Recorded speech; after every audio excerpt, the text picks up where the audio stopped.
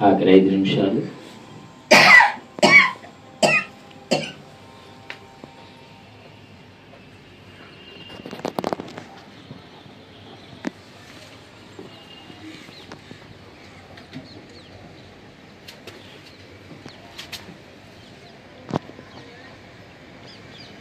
Five seconds.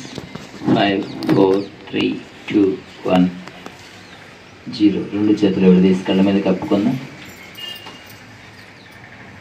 5 seconds పాటు.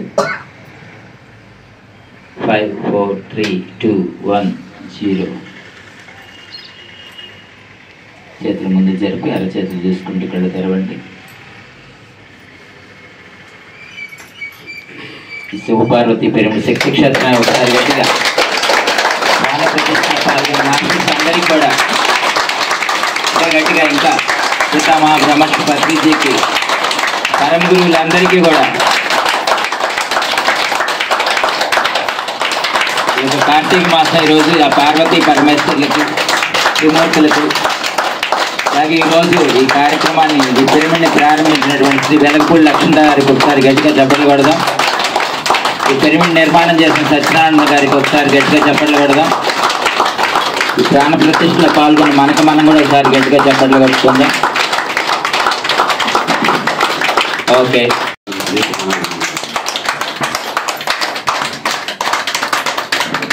ధ్యానానికి ప్రతీక శివుడు శివపార్వతులు. ఒకసారి గట్టిగా వాళ్ళకి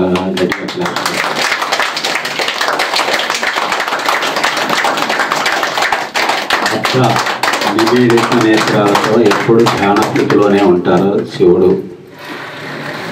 మరి అత్యద్భుతమైన ఆది దంపతుల పేరు పెట్టుకోవటం అంటే ఒక అదృష్టం. ఈ పిరమిడు ఈరోజు ఈ అద్భుతమైన పిరమిడు ఈ పత్తిపాడు ఊళ్ళో వాళ్ళందరికీ ధ్యానం ద్వారా ఇక్కడికి వచ్చి ధ్యానం చేసుకునే వాళ్ళకి సంపూర్ణ ఆరోగ్యము, ఆత్మజ్ఞానము, ఆనందం పంచుతుంది. మరి వచ్చిన వాళ్ళందరికీ మోకాళ్ళ నొప్పులు మొత్తం తగ్గిపోతాయి. మొత్తం ముఖ్యంగా ఎందుకనంటే ప్రతిరోజు ఇక్కడ రావాల్సిందిగా అందరినీ కోరుతాం. ధ్యానము అంటే ఇక్కడ పిరమిడు అంటే ఏంటంటే ఈ విశ్వశక్తిని భూమి మీద రిసీవ్ చేసుకునేది అత్యున్నతమైన కట్టడం పిరమిడు. ధ్యానము అంటే ఇక్కడ సహజంగా జరిగే శ్వాసను గమనించటం. ఆ విశ్వశక్తి ప్రతి మనిషి, పక్షులు, జంతువులు, ఆఖరికి వృక్షాలు కూడా నిద్రపోయినప్పుడు మనం ఆ విశ్వశక్తిని రిసీవ్ చేసుకుంటాం. మరి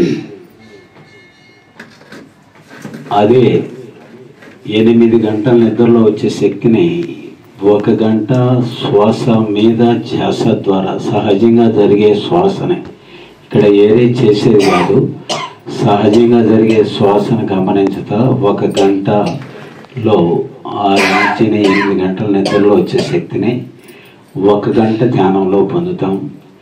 ఈ విశ్వశక్తిని పిరమిడ్ అనేది మరి 24 గంటలు నిద్రలో వచ్చే శక్తిని 1 గంట ధ్యానంలో పొందుతాము.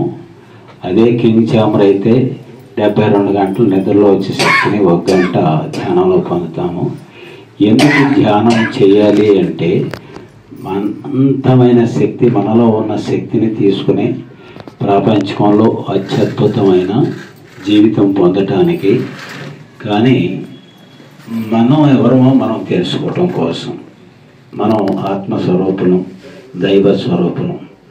మనలో ఉన్న హింసా ప్రవృత్తి నుంచి మరి మానవత్వం నుంచి దైవత్వ స్థితికి మారటం కోసం, మనలో ఉన్న లోపాలని సరిచేసుకుని ఒక అత్యద్భుతమైన జీవితం, మానవత్వం అంటే ఆ కండిషన్ లవ్లో నుంచి ఆ డివైన్ లవ్లోకి మారి అద్భుతమైన ప్రతి మనిషి భూమి మీదకి వచ్చేది.